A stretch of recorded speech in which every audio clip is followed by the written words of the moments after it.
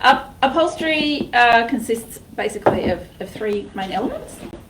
There's the frame or the structural support or the base for something. So you pull apart anything that's upholstered and you'll find underneath it all there'll be some kind of a timber frame or... Is it like a chair or timber frame? Oh, thank you. Thank you very much, Luke. Yes, here is a chair. It's a timber frame. And then that forms the basis for the upholstery. And on this one, it's then also got this timber frame with a board. That's also part of the actual frame component for the upholstery. So you pull up something apart, you'll find there's a timber frame, or it might be metal. You'll pull apart a lounge, pull it right back to its bones, and you'll find that's what it is. Yep. So there needs to be some kind of structural support frame or base. Then there's soft and squishy, so padding and wadding and things to make it actually pleasant to sit on. So with foam, squishy upholstery foam. I might pull this apart a little bit later and we'll find out what was underneath that. In the old days, it's used rags, compressed rags as the padding. Yeah, we've got a couple of examples that we can kind of peer beneath the mysterious the curtain. Unlayer, delayer. And see what the dark arts of upholstery have to offer. Absolutely.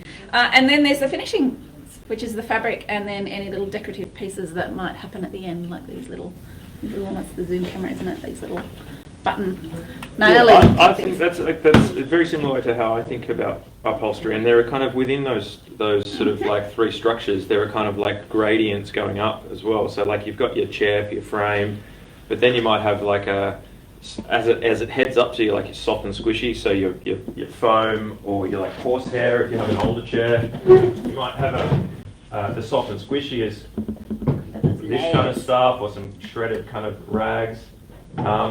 But then you've got some like jute webbing, which is kind of after your kind of timber hard solid structure. It's a structure that sort of supports everything, but doesn't give the full-on soft and squishy. It's sort of building up to that. So I think we've got in the middle there, that one.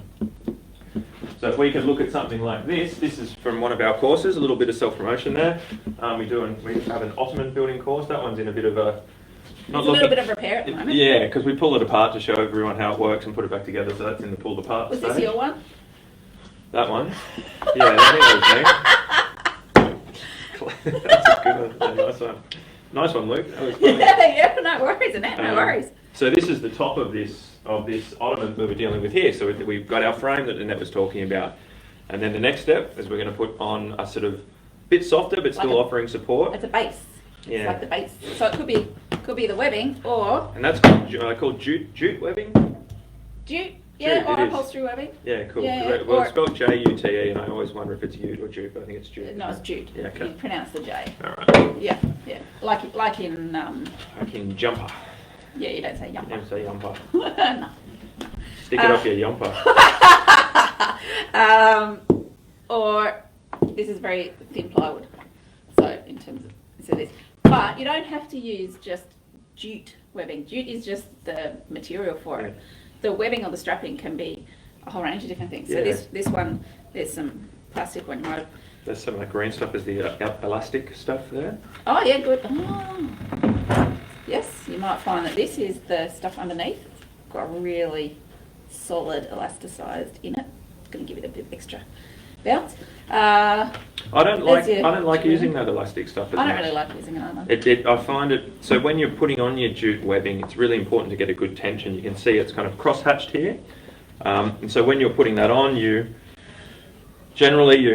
pull it over, put a couple of tacks in. So these are upholstery tacks. There's a number of different ways to hold this stuff down. You can use staples. This sort of more old school method is these little upholstery tacks, which we have a few tacks here. I don't know if you want to zoom in on these little bad boys. I'll just stick them down here on the table.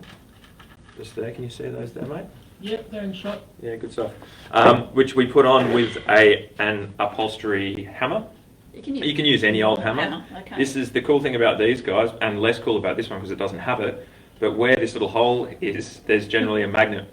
So you can just pick up your little tack, one hit with the magnet edge to put it in, and then turn it round so you don't damage the magnet. Like that one's been damaged and it came out. So the magnet's just to pick it up, put it in, and then you can whack it down. So you were talking jute, so you were talking about this old stuff. This is actually tree guard. What is it? Oh, tree guard. Yeah, right. Tree guard. Cool. So you know when they put trees on the nature strip and they put the stakes in and then they hold them together. That'd be cool. With actually. this stuff, so you don't have to buy expensive branded upholstery. No, hell no. You can just go to a place that sells hardware and type things and get some. You could make a really tree cool. guard. You could make a really cool chair out of like some old like hardwood posts and tree guard from when they're looking after trees. Go to the council, see if they've got any of the old ones they want to chuck out. Make a chair. Yeah, true. I mean, do once it's been in the weather though, this is not. You can't like that's gonna. I'm sure give it a wash, see how, give it a test. I'd just be concerned about it deteriorating, having been in the sun. But anyway, we digress. Yeah, we do. This is this old plastic strapping, which you might have seen on. My parents had a set of these folding chairs when we used to go caravanning in the when I was young, in the early 2000s, so you might have seen that on that. So we've used it here. This is like cotton webbing, strapping stuff. I've also used, which I get a bit excited telling people about, council cleanup. Love it, hate it, whatever. I love it. It's a great resource for finding things. If you find like seatbelt webbing. Oh yeah. Yeah, I've used that. Yeah. For this as well. Yeah, but the trick is something that Luke touched on earlier is to get it really tight. Is to pull it really tight. So the way this is actually put on is, well, you put it on one side and put in your tacks, a couple of tacks to hold it in place, and then you fold it over and you put your tacks. We could even give a little demonstration maybe over on the corner here. Look, we could. Do you want to chuck us that webbing and I'll hammer it into the corner and we can use a stretcher? There you go. So do you want to get maybe a close-up of this? So obviously I'm not upholstering the bench, but just to give you an idea of how we do this. Oh, you're going to do it on that? Yeah, I'll just hammer it into the bench. We can get it done later. Box and nails as well. Okay, yeah. What about your mug? I'll get my mug out of the way. Yep. I might have a sip first though. It is a repair cafe after all. It is a repair cafe after all. All right, so we've got imagine this is where our seat's going to be. I would hammer in. And another good thing about, see how bloody small these, excuse the language, these tacks are. Early on, I said, don't want to do that. Because they're so small, that's another good thing about that little upholstery hammer. You can pick it up and you don't have to grab it. But if you do not have one of those things, which, well, not many of us do, I use that. You can grab some needle nose pliers, and this goes for any kind of small, like, nail. That's a good idea. You can hold it with the needle nose plier, get it down there so your fingers are out of the way, get it started, and then tap it in. So now, notice I've actually got the jute going this way, away from where my pretend invisible chair seat is. Now I can fold it over again and actually put another few tacks in that are going to go through 2 layers of that webbing. So you've got to make sure that wherever you've put the first 2 in, then the next 2, then the next ones are offset, so that they don't. So you're not trying to nail tacks on top of tacks. Exactly. So, and generally, I'd put another 3 in here. Okay, so that's in. So now we've got Beautifully done. that's in nice and tight, and we've got a couple of sort of webbing stretchers. This is the one that we use in our classes, and I always have to remind myself how to do this. Is it up like that? No, it's up like that, isn't it? Yeah. Yeah. So we'll have it underneath. And we push the jute webbing through and put it just a dowel in that little loop. And that's going to hold it tight. And I can lever that. Now, wrapping that round, I can grab that, it's holding it tight, and I can lever that down and pull this really tight.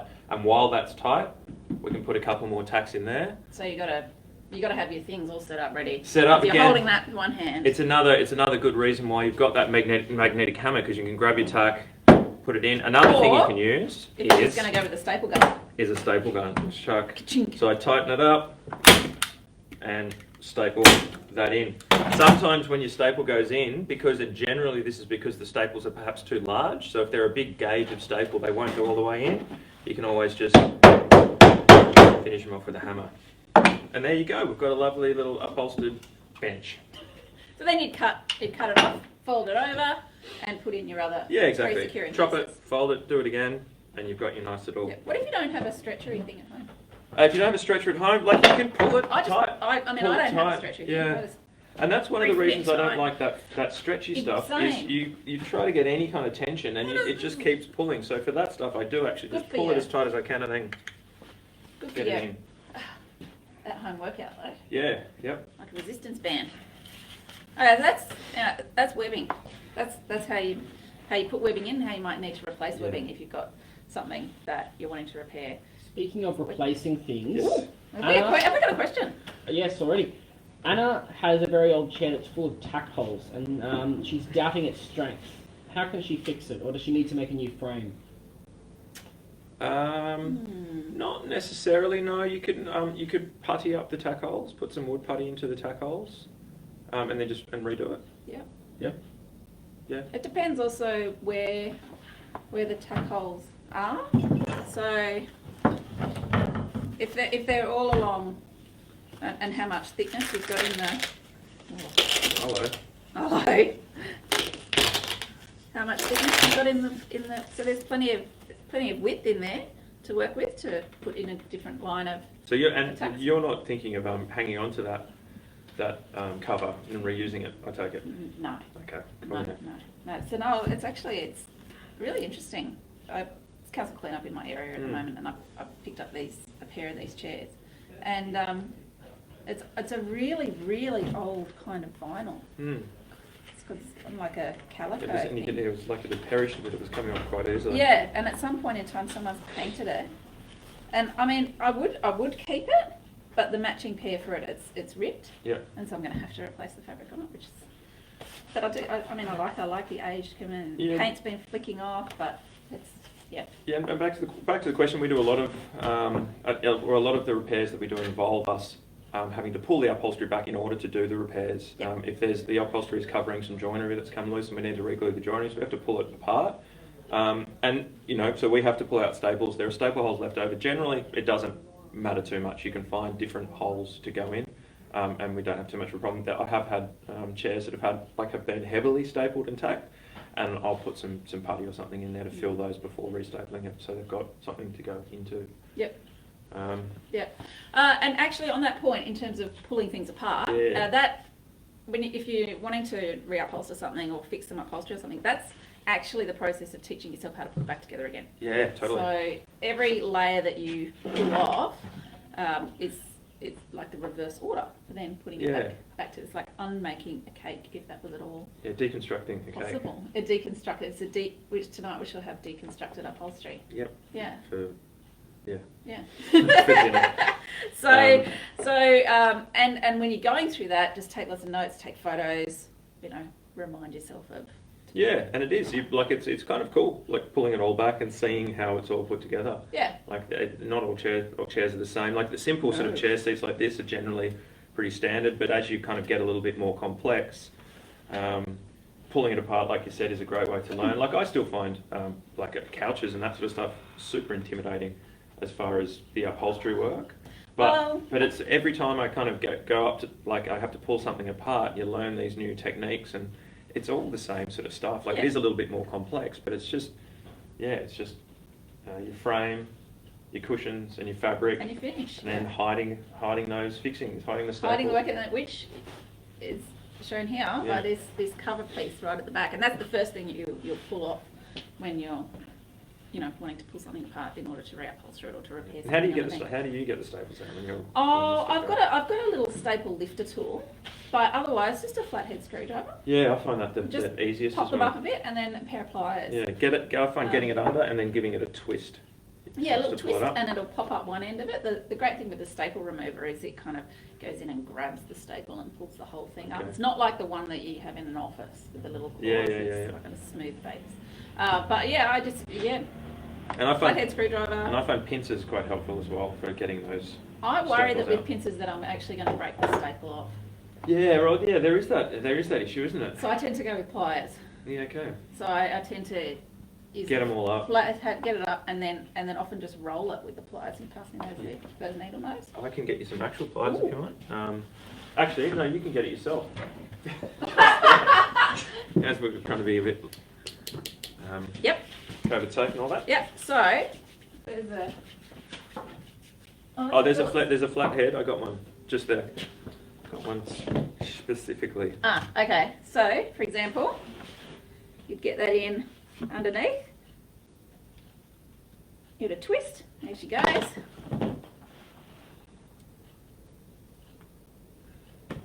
Ta-da! It's like Simple I as. could be a dentist. Do you reckon? Yeah. I wanted to be a dentist when I Definitely went to more high money, school. But I didn't go through with it.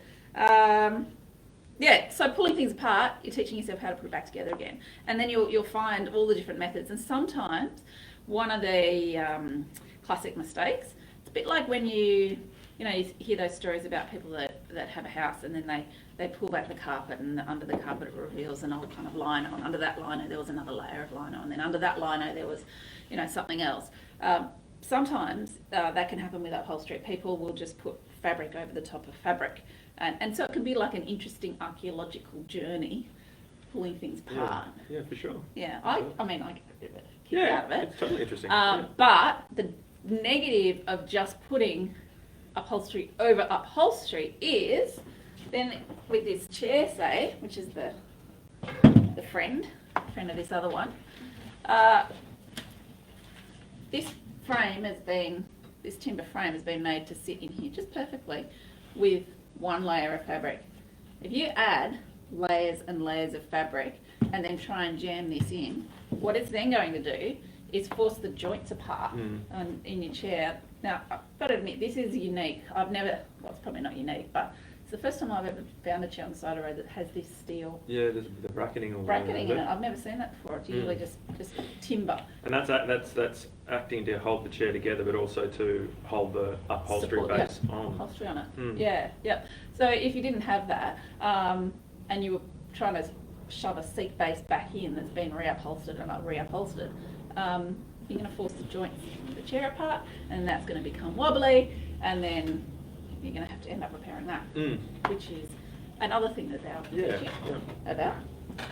And this is another one of our courses as well. These little seat or crate toppers, we call them. Crate toppers. But this is so useful as far as you find those old seats on the side of the road. A lot of the time the upholstery's gone on them, and all you need to do is wax some more upholstery, remove the old stuff, wax some more on, and you've got a very serviceable chair. Very serviceable chair. Yeah. Drop-in seat, that's called. Drop-in seat, yeah, where it exactly. just drops into that. So. Your mid-century kind of chairs that are really popular, the Parker style, which I could run off and grab. I've got some outside the shop. Should I run and grab one? Just have a look at it. Yeah, absolutely. Different eras had different techniques when it came to upholstering items. This one is I'm gonna hazard a guess at the vintage of this chair is maybe 30s. Although the steel frame kind of makes me think maybe not. The steel frame could have been added later. I was just saying, I don't know what vintage these white chairs are. What would you think? Oh, yeah, no idea. I was going to say 30s by the style. What did you say? 30s. 30s. 30s or 40s by the style, but the metal frame. But maybe that was added later. Yeah, I don't know. Okay. So this is something that you'll see. A lot of this is one that we've repaired in the shop. We didn't do any upholstery work to this one. We're just repairing the joinery. But yeah, this is just a seat again, the upholstered seat. It's curved, but the sort of principles of the upholstery for upholstering a crate topper are the same. It's screwed on. Beautiful old chairs, and again, a lot of the time the upholstery is done on it. You can find it, unscrew a couple of screws in here. There's 4 screws holding the seat on. Unscrew that, redo the upholstery, put it back on, and even this backrest, kind of similar principles. It's a little bit different. There's 2 pieces there. It's 2 pieces, yeah. So they're 2 pieces sandwiched together, and essentially they're 2 pieces that are upholstered in exactly the same way. So within this sandwich is where they hide all the staples. And then once they've done the upholstery, they actually glue them back together, stick it on. So it's, like it looks like magic, but it's not. It's not really. Yeah. That's the trick. I mean, that finishing piece underneath here hides all the workings, so hides everything that you would have seen otherwise. So kind of magic, bit of an illusion.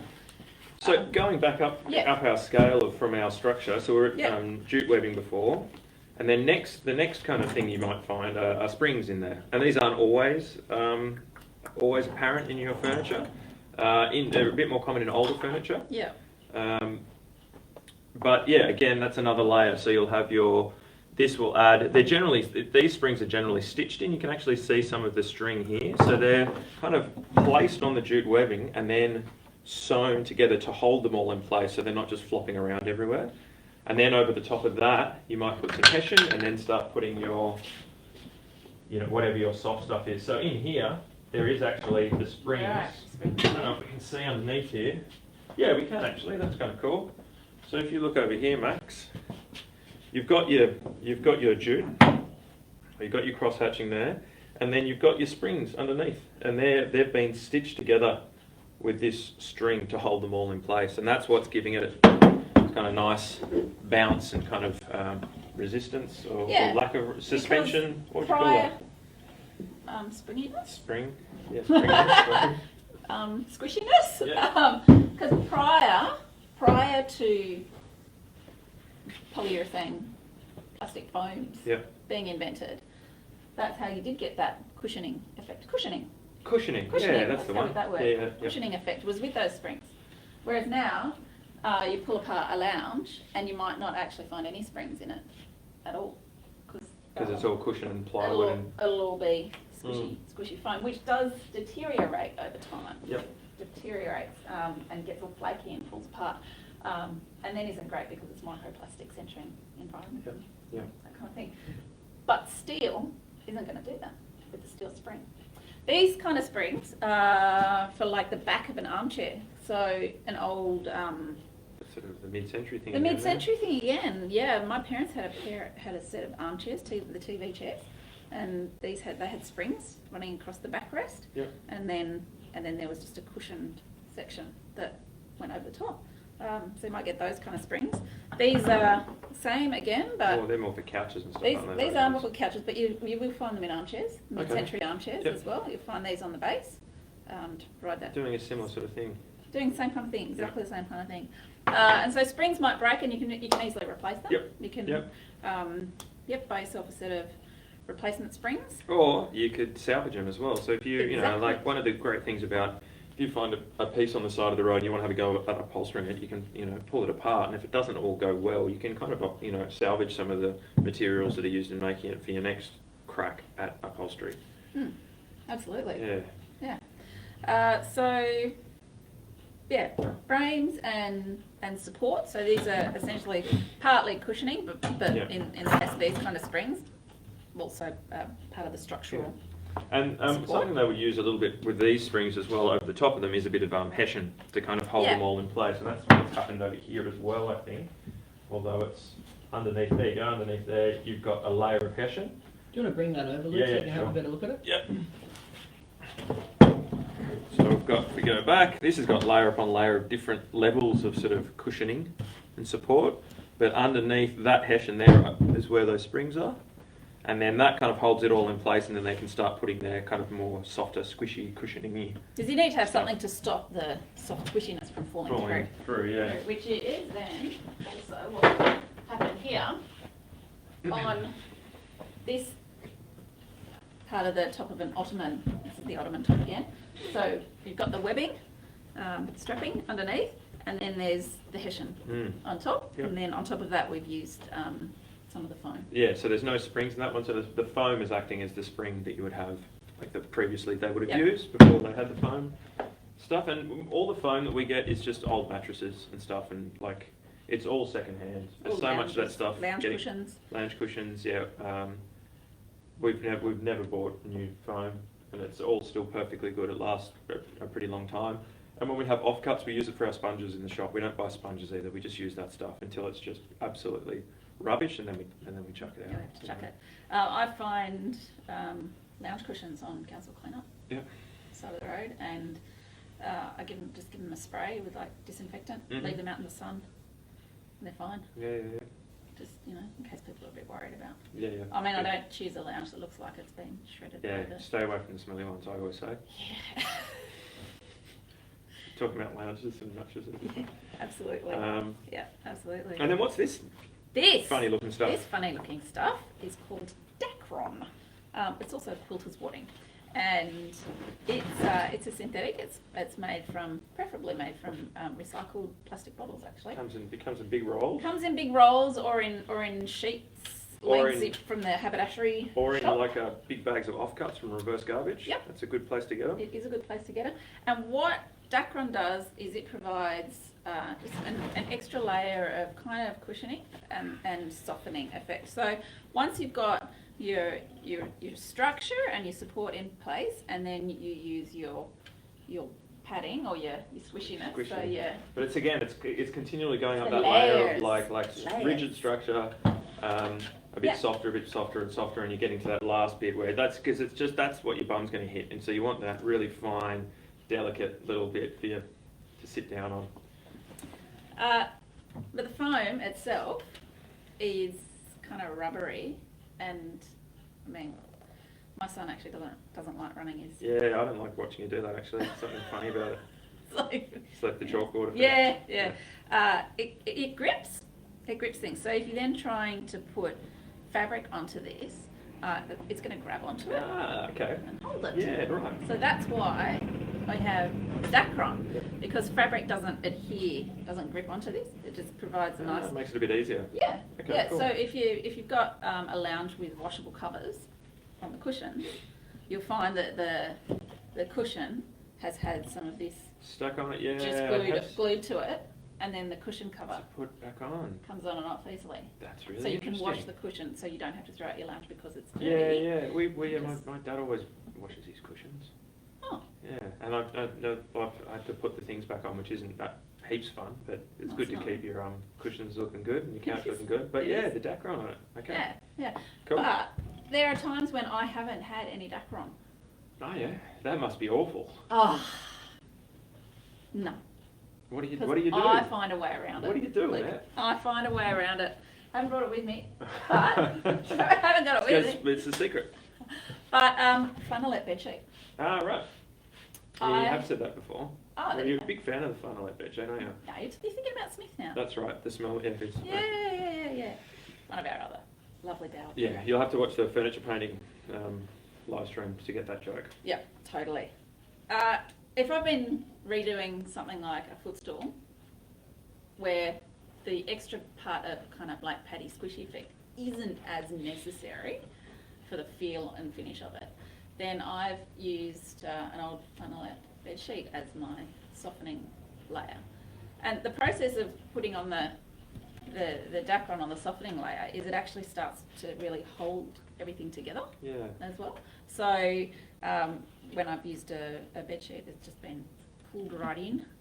And it does. And that starts to shape the foam as starts well, to doesn't shape it? it, starts to give you- There's some shaping that happens when you attach the foam to the seat as Mhm. well, isn't it? And how do you attach the foam to the seat? Oh, there's a couple of different methods. Yep. The quick and easy method is with contact adhesive. So that's like going onto something like this, isn't it? Yes, something like that. Or if that was just a plywood, a flat base, and you just spray your concrete. So and contact adhesive. what about with hessian? Could you do if you had hessian on top of that? Could you use your contact adhesive? Yep. Absolutely, and then you'd cut your piece to exactly the size. And how would you cut your piece? Ah, How would you cut your foam? That's an excellent question, Luke, and I'm very glad Yeah. that that's been asked today. Yeah, that's all right. You have a piece of foam, and it's not quite the right shape. So for this, Is it the right size? no, it's too big one way and not big enough the other way. Let's pretend it was big enough one way and we just had to chop that other bit off to make it to size. Well, what we would do is we'd measure it out, or we'd get it upside down. You'd mark it out, maybe a Sharpie or a Yeah, I'll give you a Sharpie. pen or something. Thank you very much. That's all right. So you'd mark it out.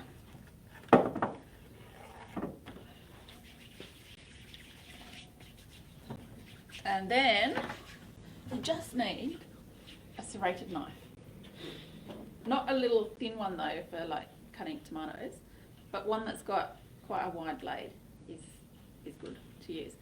And cutting the foam is just a case of confidently and firmly pulling that knife through the foam. So, coming You here. sort of move that bottle. The, Yeah. Yeah. Perfect. okay, so I've got my knife. You can see the line there. I'm just going to pull backwards.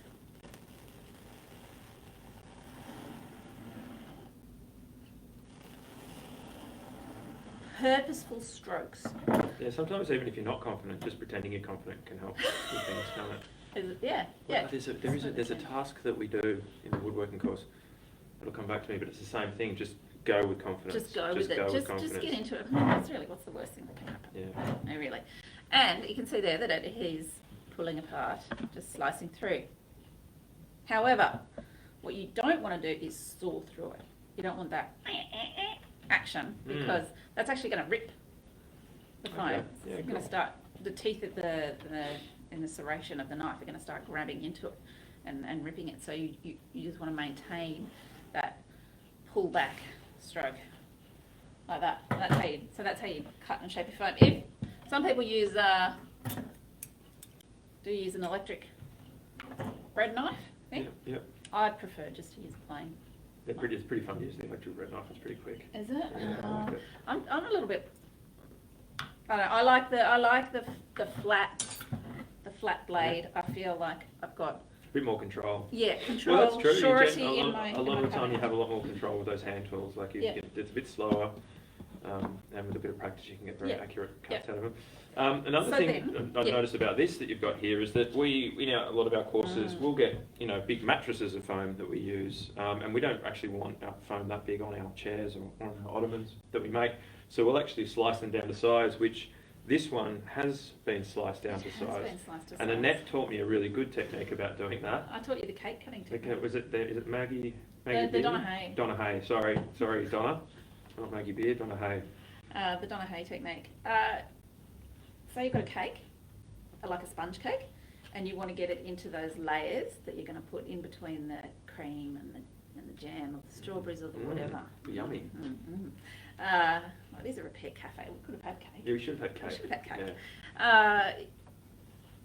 What you don't do with your sponge cake is you don't stand it on its side and try and cut through it Like a bloody drongo.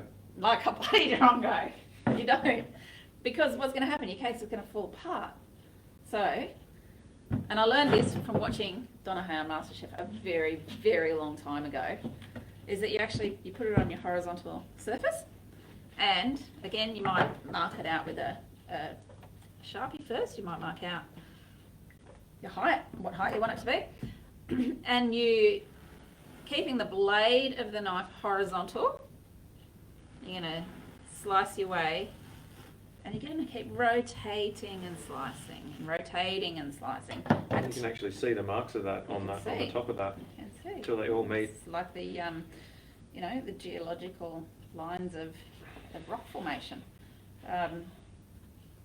So you do that, but the reason why you're going around and around is because if you just start at one side and try and go all the way through to the other, you've got no idea of whether you're actually keeping It's much that easier to blade get horizontal. out, like lose your way a little bit. Yeah, and you end up with big hills and valleys in your foam. And what about, so you can chop your phone up into whatever size you want. What about if it's too small? Can Oh, and stick you want to join it together. Join it together. Again, the spray adhesive stuff. Yeah, right. So this stuff's good.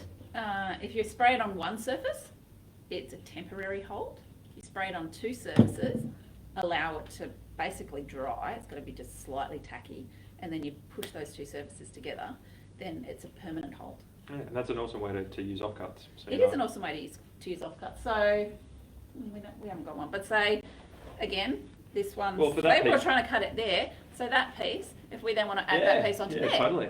Yeah. then we would spray this side, Yeah, spray yeah. that on there, spray it on the other piece, wait for it to go tacky and dry, push them together, and then it's you're- a and then you'd only be left with like a beautiful little sponge size thing for tiny your, little sponge-size thing for that your you could, dishes or for your or if you're doing some retiling and you need Yeah. a sponge for the yeah, grout, or totally. yeah. Yeah. Awesome. Yeah. It's great. And so what started us talking about that was how do you attach that to the frame, Well, and also we're talking about like how beginning the shaping of your shaping. So seat. if you wanted to just use the spray adhesive to attach your foam to your base, and you just cut it to the same size. Yes. But if you want to achieve this kind of waterfall, flow over effect, then you actually need your foam to be slightly bigger than your base. How much bigger would you go? A couple of centimetres. 20 mil or something? Yeah, all the way around, no more than an inch, all the way around. Yep. And the trick then is the part where it meets the frame still needs to be flush, but you're allowing the top of it to curve over once you start putting So if the bottom's flush, Mhm. so does it, if the bottom's flush, wouldn't that mean to be flush all the way around? It does. Oh, you push but it back in. You're I pushing see. it back Yeah, in. okay. So could you give us a demonstration on that one for us? Demonstration. I am, and I will. Can I have that staple gun, please? Yeah, mate. Yeah, let You me need to just spray it because do a you bit of used that. it last. get my germs off it.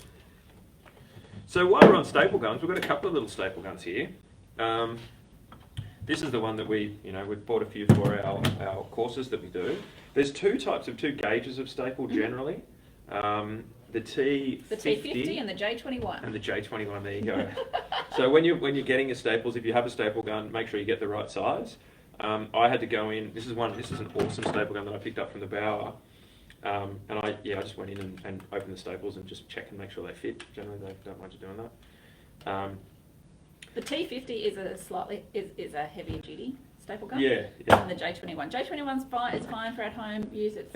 And we have a lot of people, they find it a little bit difficult to use this. Like particularly if you haven't done it before and you're upholstering, for 3 hours or something like one of our courses is, they find it can be difficult to push that down all the time. So the what do you say, J21? J21 is a bit easier to use. Because it uses a slightly thinner gauge. Yeah, so staple. and I'll find as well, because you're putting the pressure back here, you're not actually holding, because the staple comes out here, you're not holding that staple, the front edge of that staple down as hard as you would like, because you're putting this backward pressure on it. So sometimes your staples aren't kind of going in as much as you'd like, so you might want to put some pressure on that front edge as you push down. The good thing about this staple, this style, is that the staples come out the back here, and so as you press the staple, what would you say, engage the staple gun, fire the staple gun, Fire the staple you're actually gun. putting that pressure just where it's needed. So I find that a lot easier to use, and it's less squeezing, and it's more just weight. This is It's very just body weight. So if you ever see that style, they're a cool one to pick up. And this is an old thing, it's old and rusty. I'll probably pull it apart and clean it up a little bit, but it works fine. It's a great staple. It's got Stapler. quite a significant spring mechanism inside there. And what Luke was saying in terms of positioning, you want the head of your staple gun to be completely flush with the surface that you're stapling into. Because if it's up on an angle, if you're stapling into something like that and the staple flies out, it's either not going to embed into it or it's potentially going to fly somewhere else. Yeah. And you never point a staple gun at someone and fire.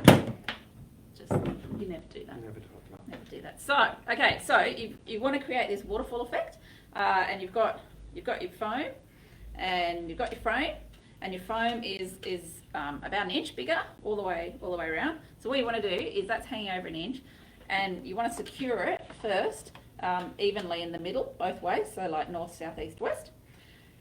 And I find it easier to be pulling it against me and leaning over it. But basically, you pull the foam back, you have your fingers about halfway down, pull the foam back until as you're looking down, straight down over the edge, you can see the edge of the foam and the edge of the timber. And then you get your staple gun and you don't want to staple too far in from the edge, you only want it to be like the most half centimetre in from the edge. So you said, okay, yep.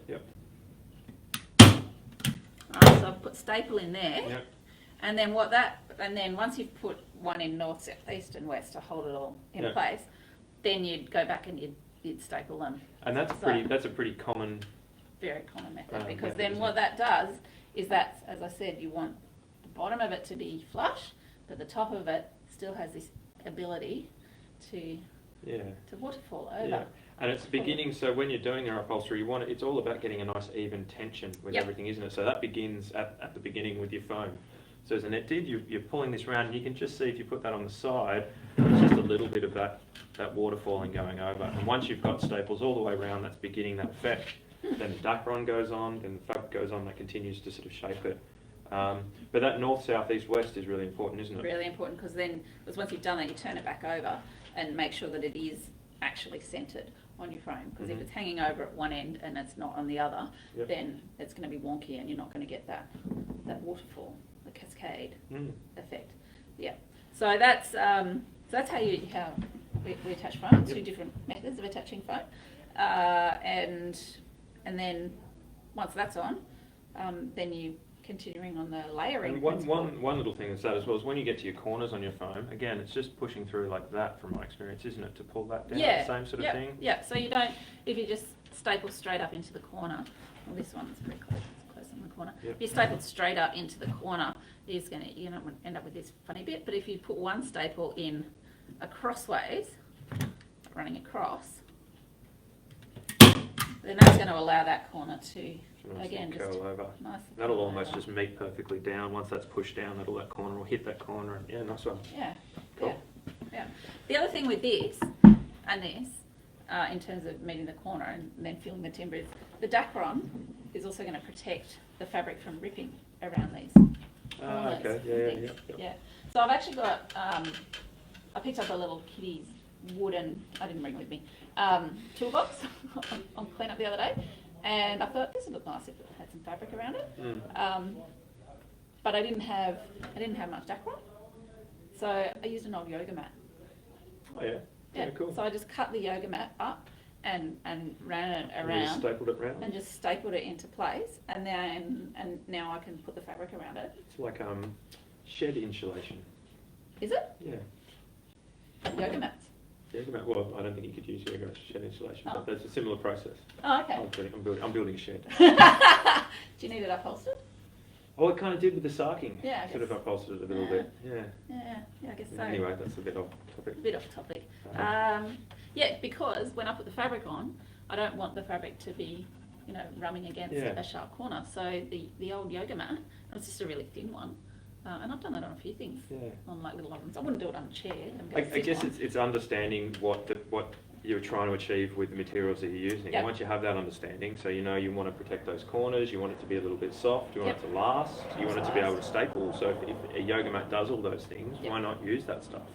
There's no hard and fast rules with any of this stuff, particularly with what we do, like reusing things. Yeah. It's about getting creative and absolutely. And making do with what, generally people chuck out and don't see value in and don't see use in. So if you can find that stuff, that's awesome. Yeah. And just having a go. Yeah, having a crack, mate. Having a crack. Okay, so we've got frames, we got supports and springiness and cushioning, and then we've got the Dakron. So once the Dakron's on this, what we do is that starts to really, you talked about tension before, that starts to really pull the foam in. So that's actually really quite firm. And could you talk more about that process of putting that Dakron on? So because you're going through that north, south, east and west, and kind of the idea of how you join those corners and stuff, I think it's kind of sure. interesting. So we've got the foam on and we want to get this Dakron over it. So you cut the Dakron, you set your thing up, so let's get rid of this one now. Thank you very much. You set your Dakron piece upside down, and you want enough to just come over and just staple on the underside. For doing that, then again, north, south, east, west principle. So Dakron actually has a stretch or a pull in one direction and not in the other so much. So is that the bias? Is that what that is? It's kind of like bias. I'll talk about bias when I talk about fabric. So it's been spun on a loom type thing, and one direction has give in it and the other doesn't. So that, there we go. That's the side without the give? That has give, that doesn't. Okay, yeah, cool. Yep. So the fibres, I can't tell if it's coming down the roll or across the roll. Anyway, there's one direction that it stays together. one direction that stays together. So you want to know that, because when you put your Dakron on and do your north and south stapling, you want to first be working with the section that doesn't give as much, because the Dakron, even though if I did pull hard enough it would separate, it starts to really tighten the foam down and in. That first moment when you're putting those together, it's under more tension because of the cushion pushing back. Okay. Yeah, and the reason why you want that tension is because then when you go and sit ultimately on your your chair or whatever, you don't want there to be a big muffin top bit hanging Yeah, out. if there's no tension when you sit on it, it kind of It's it releases all the tension, the cushion, and then it's very loose, the Yeah. fabric and stuff. Yeah. Yeah, and it doesn't look great. Yep. So you put the Dakron in using the direction that doesn't have the give up and around and staple it in, and then you do most of that side, those ones first, and then you pull the other side in, and you can, because it's already held in place here, you can then give it a bit of Okay. pull, and it's not gonna. It's because it's taking up a lot of the tension already. Yeah. So you do like a third of it or something like that with your staples? At the Oh, start? maybe even 3/4. Yeah, right, okay. Yeah. Yep. Cool. Get that done, and then you need to stop about 5 centimeters from the end, because at the corner, is it's a flat piece that you're curving up and around. You're going to end up with a big bulk Yep. in the corner, and if you just staple it all the way in, then you'd have this big bulky bit hanging down. So you want to you grab all of this up in the corner and you try and smooth it and flatten it down as much as possible, because otherwise you're going to end up with a whole lot of bulk along here, which then is going to make it harder to put fabric on, and then it's going to make this not sit flat if there's big, bulky, chunky, bits of Dakron up on there. So so the Dakron has a few different purposes to create an extra bit of a softening, cushioning effect, to make it easy to get fabric on and off, to protect the fabric from the sharp edges of the timber, and to also start really drawing the foam down and creating the tension of your piece. So, and then after that you do your fabric. Cool. Let's do some fabric. You put in some fabric? Yeah, for sure. So one thing that I always forget when I'm doing this stuff, well not always, but often, is staple placement. So if I'm putting staples in, so if we flip that over, and this is something to think about. So you're going to have a couple of, you've got your Dakron on, which we've stapled on. Then we're going to come around with some fabric, which we're going to staple on. Then at the end, we're going to put on generally we're going to put on, what would you call this, a base piece or a cover sheet? Cover piece at the end. Cover piece, which kind of covers up all of those staples that we've put on. But you just have to remember where those staples are going to go. So we want our cover piece to be stapled close to the edge so it covers all those staples. So we have to be a little bit thoughtful about where we place these staples. So when we put our fabric on, perhaps want to be more over towards the inside, so that when we put our cover piece on, we've got room to put our staples on. And same principle when we're talking about putting the webbing onto and knowing where your tacks were to Yeah, begin with. so just thinking about those steps as you go ahead. Like if we're going to have 3 layers of staple, where are they going to go? It's as simple as that, really, just remembering that. Yeah, so the Dakron row is in the middle. The fabric row of staples is closest to the inside, and the cover plate staples is closest to the outside edge. Yeah. So when it comes to fabric, you don't have to go and get expensive upholstery fabric. Really thick upholstery fabric can actually be really hard to work with for just home stuff as well. Particularly, you shouldn't buy new upholstery fabric. I don't think. I think there's enough fabric. I think there's enough fabric in the world already. There's so much stuff out there. There is so much stuff out there. So many different things you can use. So the promo Facebook page thing for this today showed an ottoman that I'd made, which was actually an IKEA footstool that I'd turned upside down, built a lid for, and then upholstered it using an old blanket. And it was a blanket that someone had actually thrown out on council cleanup, and it had holes and stuff in it. So I just carefully cut around it and used that. Use the non-holy bits. Use the non-holy bits. But if there was a holy bit, you could do some visible mending or something on that section. Yeah, to make it, a bit more interesting. Yeah. So no, you don't have to go and buy brand new upholstery fabric. You can get creative. But the main thing to remember is that it needs to be durable. It needs to be able to withstand the pressures upon which you will be placing the upholstered item. So that's why I like using woolen blankets, because it's relatively thick, but it's easy to work with, and it's a natural fibre too. So my offcuts, actually, I can put in the compost. Ah, cool. Yeah, just chop them up. Nice one. And same with cotton. Yep. Or your jeans, denim jeans. Yeah, right. Yeah, you could actually use old denim jeans for... You've got to chop them up though first, though, don't you? They'd be hard to mix the compost with a pair of jeans and then... Yeah, you got to chop it up. Yeah. I've actually used old blanket as like weed mat. Yeah. Yep. It doesn't last forever because is going to break I've down. done exactly the same thing actually for my worm farm. Yeah, there you go. So yeah, woolen blankets, denim. You don't want to go anything lighter than a cotton drill type fabric. Anything. What's a cotton drill? Well, denim is a thick version of a cotton drill. Okay. So It's like a denim t-shirt or something? no, you definitely don't want to be using t-shirt materials. Shouldn't have denim t-shirts anyway, should you? No, I don't understand what a denim t-shirt would look like. Yeah, denim, that's, yeah, right. Yeah, denim, I don't think I've ever seen a denim t-shirt. Maybe there's something there. I don't know. Anyway, okay. I don't Off know. topic again. This is probably about the thickness of a cotton drill. It's That seems quite thick to me. it's not as thick as this. Okay, so and it's a looser, that looks like a looser It's a looser weave. weave, which means you'd have to be careful then with how it's stretching, and that's, you mentioned the word bias. Bias, yeah. And that's fabrics like timber.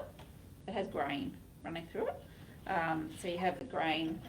Again, it's made on a big loom, and the grain's running along the length as the fabric is woven.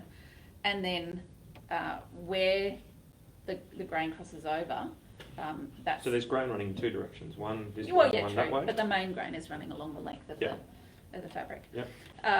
Where they meet, in the little weave spot, then it has give and it'll stretch out. So if you're pulling just straight across it, it hasn't got give. But if you go on the diagonal, Yeah, so if you pull on a diagonal, how does that work? that's the bias. Yeah, yeah. So it stretches out a little bit. It stretches doesn't it? out. Yeah. Yeah. Yeah. And so that you don't want that stretchiness, which is why you don't use t-shirt material in upholstery. I mean, Oh, right, because it's too stretchy. it's too stretchy. Yeah.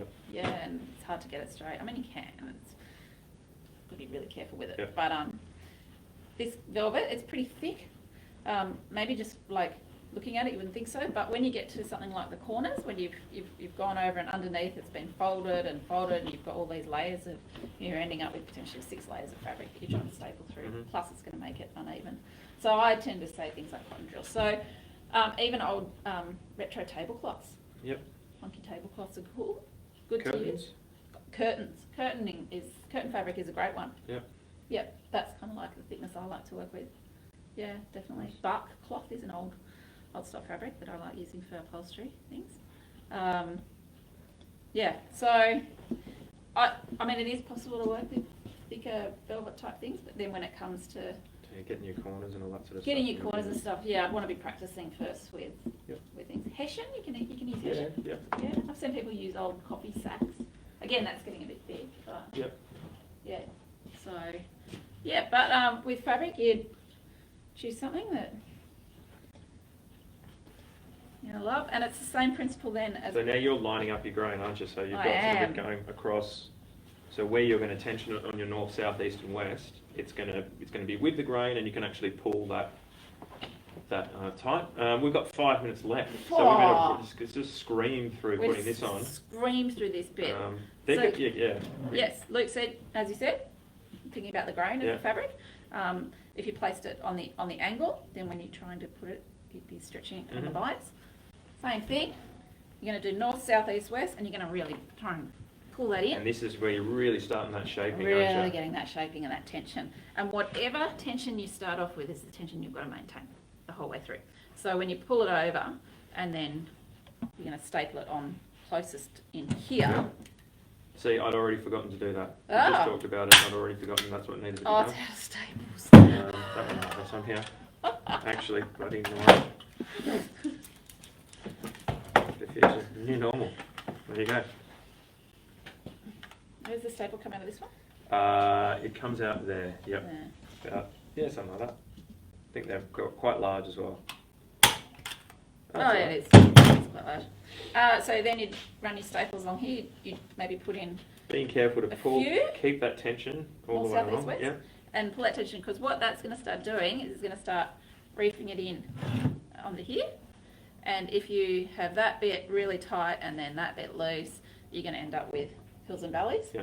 So you check along there that when And you're that's pulling just it a in. bit, that can be a little bit challenging at times when you're Yeah. starting out doing that, but it's just about taking your time, putting in a few staples, cool thing about the staples is you can get your flathead screwdriver, and if you're not happy with it, if it is a bit bumpy, just pull a few staples out, readjust the tensioning, put another one in, and with a little bit more practice, it'll come more naturally for you. Do you need your pliers? Where did they go?